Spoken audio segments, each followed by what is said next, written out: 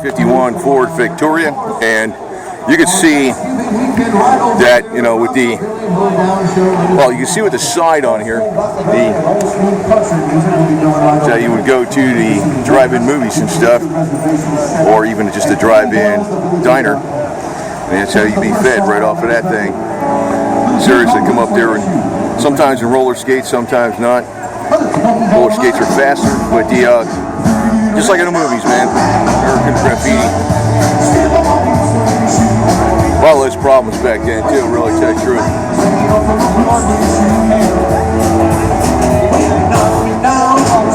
Today everything's overregulated. You can see it's got the fender skirts. Things are fun to take off. They get a little rusty if you're gonna change that tire later on, sometimes in the cold weather. The fender skirts. That's why they went out of style, because they look good.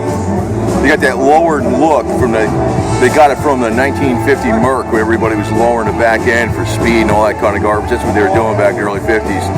So the automotive industry picked up on that cue from that styling, and they put the fender skirts to make it that lowered look. But you know, it does make it more difficult to change that tire. Not with something like this, but to get some rust in there, that the latches that release it. Ain't much fun, man. Okay, let's see what we got. Let's see if I can get on the other side here, see what's inside.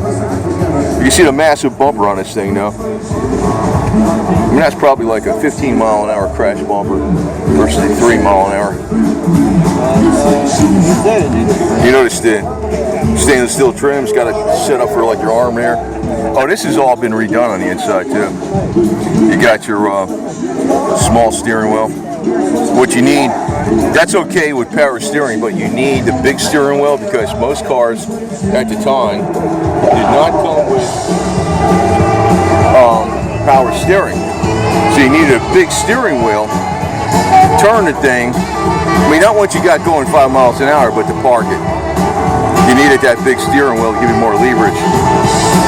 So that was why they had these big steering wheels back then. Most of the cars didn't have power steering back in the 50s. You see the big white walls, chrome reverse, wheels with the baby moons, said Ford on it. Typical, very, very typical. The big V8 badge on there. And it's got a much better paint job than it came with, I'll tell you that. Paint back then was like acrylic enamel or something. This is you know, two-part system, base coat, urethane with I guess it's urethane or something.